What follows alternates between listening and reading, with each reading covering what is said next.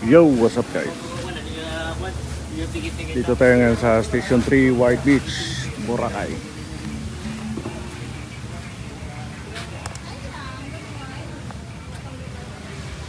Dito yung mga water activities.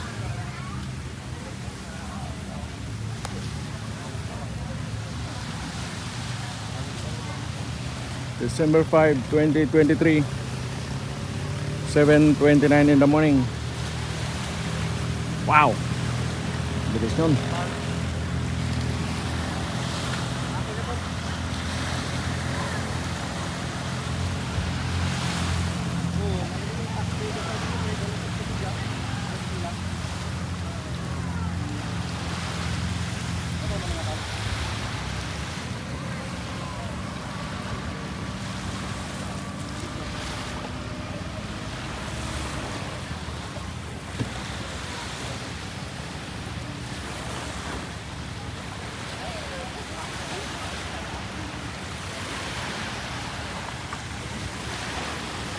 Yan ang floating dock.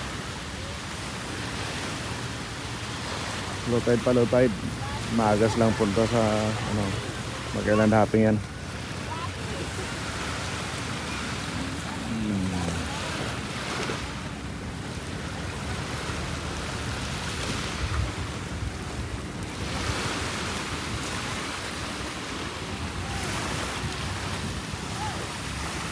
Maaga pa, maraming nagsuswimming.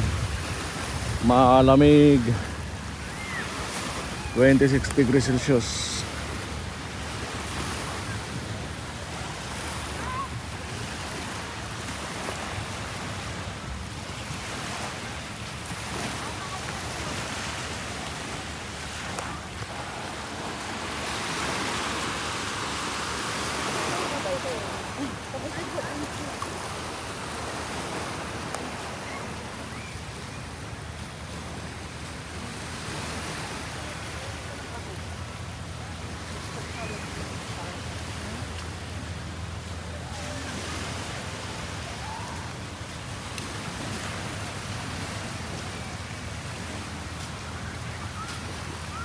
Dito sa Station 3 guys, mataas na yung buhangin dito.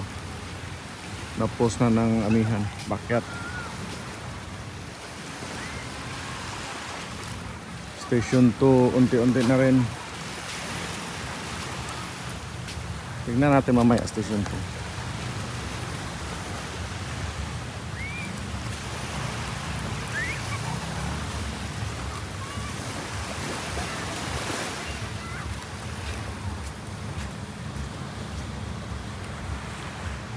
La Isla Bonita, isa sa pinakamatandang resort sa Boracay. Mga 1970s siguro dito na siya. Yan, may daanan din dyan palabas. Dyan tayo nakipark.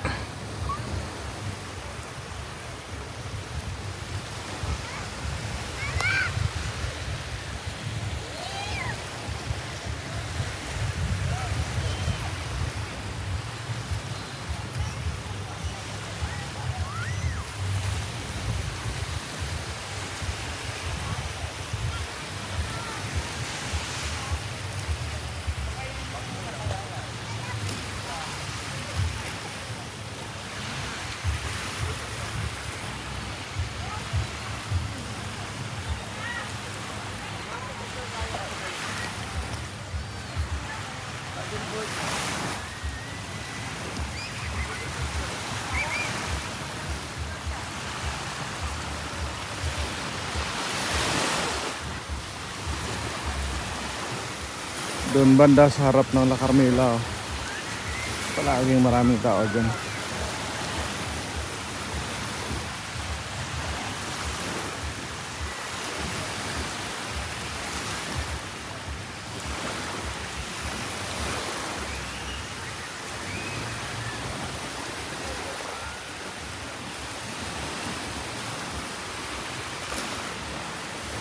Tuesday pa ngayon, Tuesday.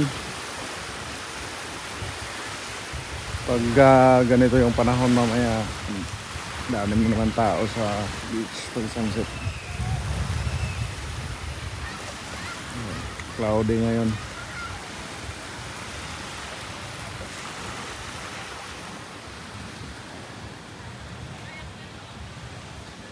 Casa Pilar. Lumang-luma na rin yan. Okay guys, punta tayo Station 2.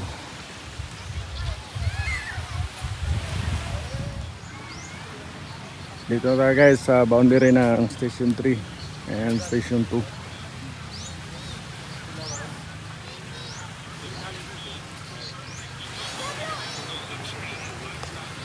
Doon tayo nang galing.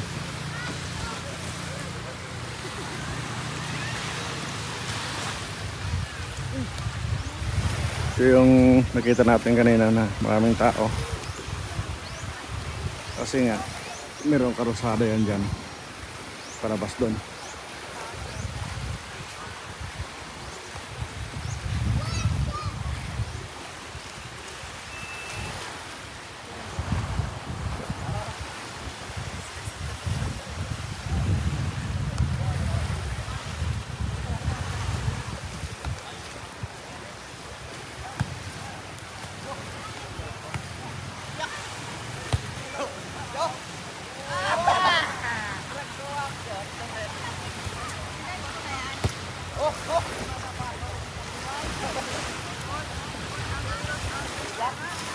Yan ang La Carmela, Station 2 na yan.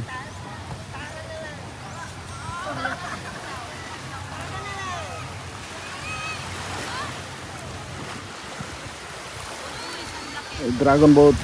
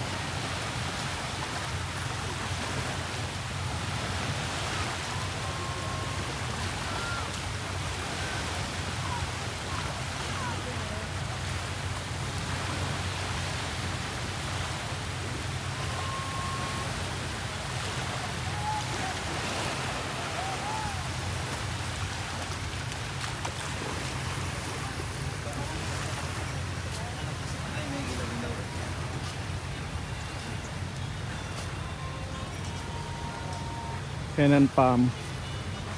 Ang ganda ng location nila dito. Yan o. Beachfront ang restaurant.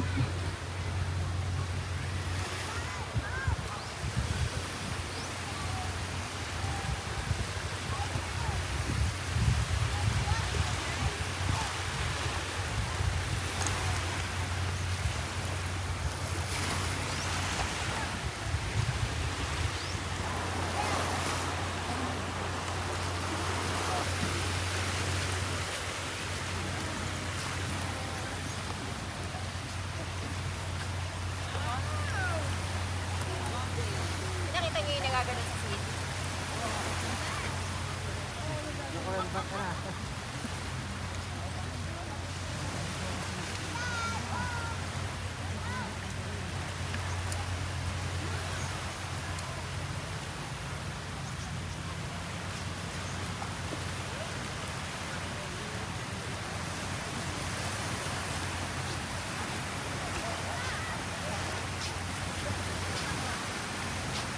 Punta tayo guys dun sa may Dimol area. Guys, dito na tayo sa may Dimol area. Dito sa Station 2.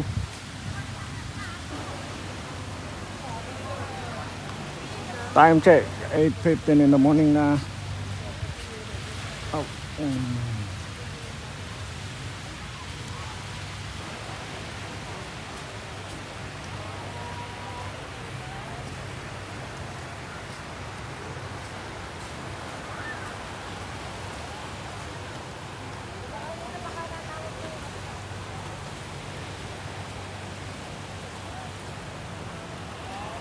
Ayun.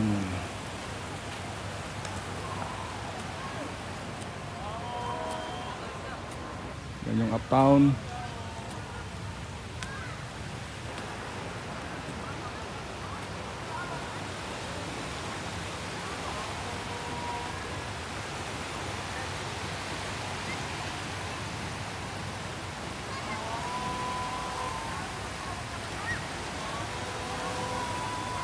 Yun. So ngayon ay maglakad-lakad tayo dito from Station 2 hanggang Station 1.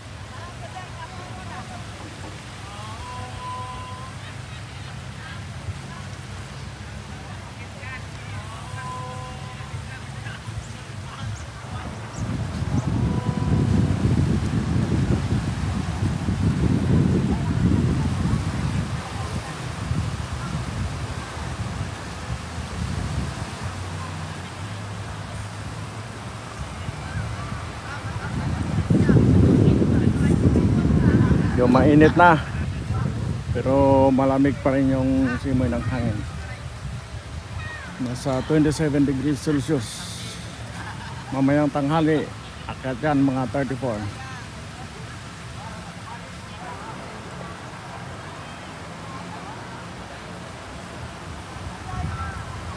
Ang galing, noong nakaraan guys may video tayo dito na tinuro ko sa inyo yung mga traces ng green algae dyan banda. Pero usually pag mga ganun ay natatanggal pa yun. Kasi ano pa lang, yun, kumbaga parang binhi pa lang. Ayun, nawala sila ulit. Natanggal ng mga alon. So sana ay mahaba pa yung panahon na hindi mo nakakapal si green algae. Para ma-enjoy naman ninyo pag pumunta kayo dito. Minsan kasi December pa lang ay marami na yan. January. Pero pinaka normal ay February na siya kumakapal. So expect kayo February, March, April, May. Algae season talaga yan guys. Maliban na lang kung may bagyo sa ganong mga buwan. Pero sa ngayon ay kunti yung bagyo at maganda yun para sa atin. By the way guys, dito na tayo sa Station 1.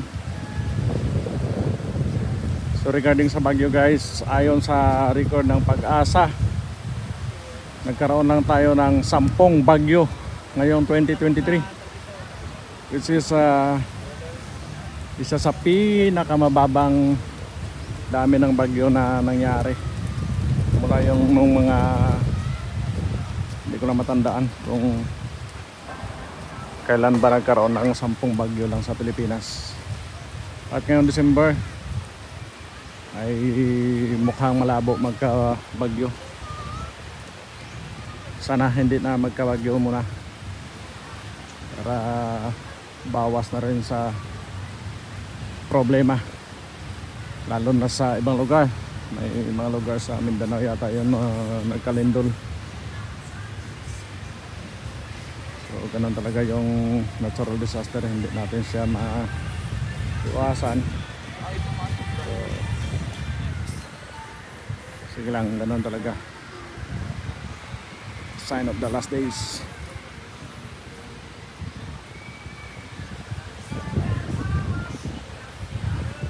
Sarap ng hangin pag dito kasi ilalim ng mga puno.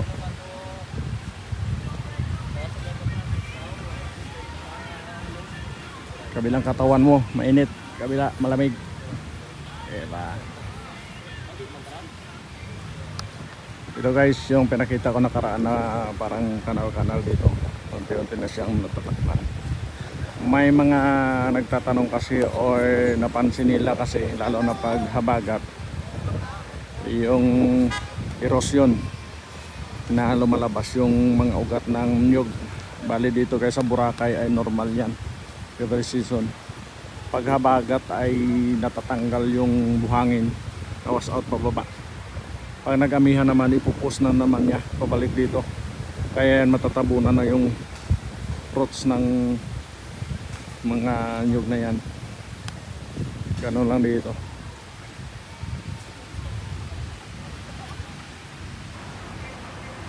Saka yan pag umakyat na dito yung buhangin, ma-enjoy nyo na yung dry sand. Kasi pag habagat halos walang dry sand. Kasi pag nag high tide abot doon yung high tide. Sa ngayon kahit mag 2.0 yung high tide, saka pag mataas na dito, usually hanggang dito lang yung high tide kasi mataas na siya dito. Level na siya ganun. 2.0. Sa ngayon yung pinakamataas nakarang high tide ay 1.8 pa lang. Hindi ko pa na-check kung meron bang lagpas ng 2.0 ngayong December. Saka yung pinakamababang low tide nitong nakaraang mga araw ay negative 0.5, 1/2 meter below sea level. Kaya napakababa yun. Pero guys, kada lugar, kahit dito sa Pilipinas, kada lugar iba-iba yung high tide, low tide. Try nyo i-search yung high tide, low tide ng Boracay versus Manila Bay. Sobrang layo. Sa Manila Bay halos konti lang yung high tide, konti lang yung low tide. Dito sa Boracay naman mataas yung high tide, mababa yung low tide. Yan. Kaya depende rin sa location kung halimbawa medyo mababaw yung area, pareho sa Bulabog Beach. Kita nyo sa nakarang mga video ko doon, sobrang lapad ng low tide. Pero dito sa White Beach hindi siya masyadong malayo yan. Depende kasi sa lalim ng area. Saka sa Puka Beach kahit low tide wala kang makita na low tide area kasi malalim yung area na yun. And guys, kanina doon tayo sa Station 3, meron doon na ganito floating dock para sa water activities. Dito naman Station 1 meron din siya. So dalawa ngayon, Station 3 and Station 1. Pero pag habagat isa lang siya doon sa Bulabog Beach. So ngayon ay 8:25 kaya marami na yung pumupunta sa water activities. Island hopping, diving, helmet diving, mga ganon. At ito yung main ng Station 1. Yan yung kalsada palabas. Doon kanina nag-start tayo sa main ng Station 3.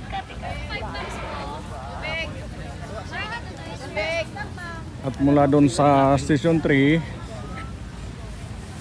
ito merong area dito na kumbaga hindi pa siya masyadong develop. Medyo parang forest pa siya. Private property lang siya. Ito yung may-ari ng D-Mall, yung Elizalde property. Itong tinatawag ko na Big 3. Actually yung Big 3 na yan, marami yan. 5 puno yan ng dangkalan or bitaog sa Tagalog. Hardwood yan, nagamit yan sa mga bangka, runner ng kasko or hull ng bangka. So yan, diba? Mula doon, from station 3 papunta dyan, meron yan pathway doon, kaya tinawag na 25 plus 5. Mula dito hanggang doon ay 25 meters, and then merong plus 5 doon na pathway. So ang ginawa niya, gumawa din ng pathway dyan sa loob na ano, maliban dito sa 25 plus 5. Yun. So kahit high tide, pwede tayong dumaan dyan. Dati kasi nung wala pa yan dyan, pag high tide, baba ka talaga dito sa dagat kung habagat. Ngayon may access road na dyan, access sa pathway.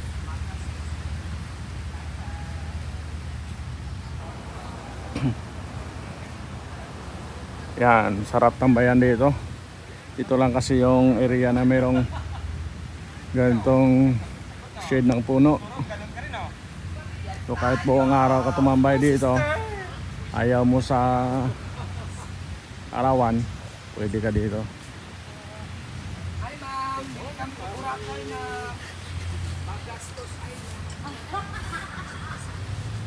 Yun pala ang pangalan ng Boracay, Magastos Island.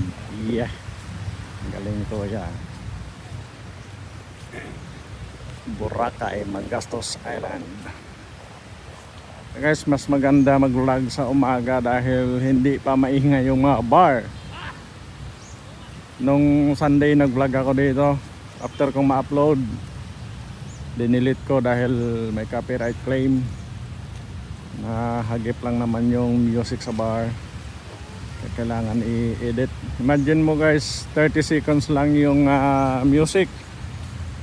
Lahat ng ads kukunin nung copyright owner ng music na yon. Gumawa ka ng halimbawa 1 oras na video, tapos may 30 seconds lang na nahagip yung music na yon, kanya na lahat ng ads, di ba? Hindi naman maganda yon para sa mga content creator. Gumagawa ka, ang hirap kaya gumawa ng content, tapos yung simpleng music lang na nahagip sa video mo, kanya na lahat ng ads. Hindi naman tama yun. Dapat sana yung ads na nandun sa area na yon, yun lang yung sa kanya. Yun yung problema ni YouTube, na hindi pa na gawa ng tama. Kasi pag may music lang or may copyrighted na mga materials na nahagip sa video mo, kanya na lahat yung ads, diba? So ang mga content creator or vloggers kasi kumikita lang naman sa ads. Magkano lang naman yung ads? Average dito sa atin sa Pilipinas, para may idea lang kayo guys, yung isang view ninyo tapos may nakita kayong ad, yung ads na yon 5 centavos. 5 centavos ha, hindi 5 cents. 5 cents kasi US yun. Yung 5 centavos sa isang ads na yon. Medyo lumalaki lang yung kita kasi ng sa ads kung nag-click kayo ng ads na yon saka nag-purchase. Pag nag-purchase kayo, yon, medyo malaki-laki yung bigay ni YouTube. Pero kung ads lang na dumaan lang, actually guys, banggitin ko na lang din para may idea yung viewers natin. Marami akong nakikita kasi na mga vloggers na pinopromote nila na wag i-skip yung ads. Actually guys, kahit 1 oras yung ads na yan, kung pinanood mo lang yung buong ads na yon, tsaka hindi ka lang naman nag-purchase, pareho lang naman yung bayad nun. So sayang oras mo doon panood ng ads kung hindi ka lang naman bibili. Kahit skip mo yun, 5 centavos pa rin yun, walang dagdag yun, basta hindi ka nag-purchase. So ang ibig sabihin lang doon na mas maganda na pag nanood kayo ng videos, gusto nyo mag-support sa vlogger, wag nyo i-turn on yung ad blocker. Kasi pag naka-on yung ad blocker ninyo, siyempre walang ads. Lalo na kung ayaw natin ng ads, bumibili ka tayo ng premium, YouTube premium, yun, walang ads yun, walang kita yung content creator dun. So, nasa inyo na rin yan kung paano kayo mag-support. Yung iba nagsusupport, bumibili ng sticker o nagsisend ng thanks, yun. Sa mga super stickers pala guys or super chat, hindi yun napupunta lahat sa vlogger. Halimbawa nagbigay kayo ng $10, yung $10 na yun, kukunin ni YouTube yung 40%, 40 ba yun? Tapos kung sa US yon, kukunan pa ng tax yun na 15%. Ganon yung mangyayari. So mangyayari parang 55-56% lang yung papunta sa vlogger. So kung nagbigay ka ng $10, expect ninyo makakuha siya ng mga $5.5, ganon. Yun lang, na-share ko lang kung paano kumikita yung vlogger. Kasi yung iba, kala nila pag vlog kasi, pag mag million views, a million na yung kita, hindi ganon. So para may idea din kayo, gusto nyo tignan kung magkano yung kinikita ng mga vlogger na paborito ninyo, tignan nyo yung views nya. Halimbawa nagkaroon siya ng views, 1,000 views. Ang average pag dito tayo sa Pilipinas, lalo na yung viewers natin ay karamihan sa Pilipinas, every 1,000 views kumikita yung vlogger ng $1 every 1,000 views. So yung $1 na yon, lumalaki pa yon kung may mga viewers na sa ibang bansa, lalo na sa US, UK, Germany. Malalaki kasi yung CPM doon, counts per mil every 1,000. Pero pag nasa US, babawasan pa yun ng 15%. Pero pag hindi mo na set up yung tax declaration mo, babawasan ka ni YouTube ng 24% worldwide. So lahat ng views mo ay tanggalan niya ng 24%. Kaya kung ikaw ay isang vlogger, kailangan mo talaga i-set up yung sa tax declaration mo para makuha mo yung mga claims, treaty or mga ano yun. Meron naman yun doon. At saka mabawasan yung tax ng magiging 15% na siya instead of 24%. So yun guys, akala nyo yung mga vlogger walang tax. Actually napakalaki ng tax na binabayad ng malalaking vlogger. Sa US pa lang yun. Pwera pa kung i-register mo talaga sa Pilipinas, magbabayad ka ng tax. Ibang usapan naman yun, kasi sabi nung taga BIR nung nakita ko yung interview, pwede kang mag-register sa BIR kung kumikita ka na.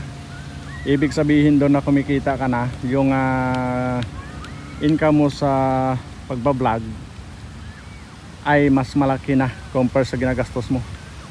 Ibig sabihin doon lahat ng ginastos mo, pati yung pagbili mo ng mga camera, lahat ng equipment na ginamit mo sa vlogging, pati yung monthly expenses mo sa internet, yun yung explanation nung taga BIR. Nakita ko yung interview sa video. Ang sample niya, halimbawa sa 1 month kumita ka halimbawa ng 50,000, pero yung nagastos mo sa 1 month na yun ay 50,000, hindi ka pa kumita doon. So ibig sabihin hindi ka pa required na mag-apply. Pero yung mga milyon na yung income, siyempre yun yung mga in-encourage na kung pwede na magbayad na ng tax. Yun yung sabi ni BIR. So yun guys, mainit na, dami na tayong daldal. Kadalasan kasi tamad ako magsalita, pero kung may mga topic naman na para sa akin na ay gusto kong i-share sa inyo, yun sinishare ko lang. Minsan maalala lang. Yun guys, mahaba-haba na yung video natin. Yan lang ngayon yung update natin from Station 3 to 11 Boracay for today, December 5, 2023. So thank you for watching guys, and keep safe everyone.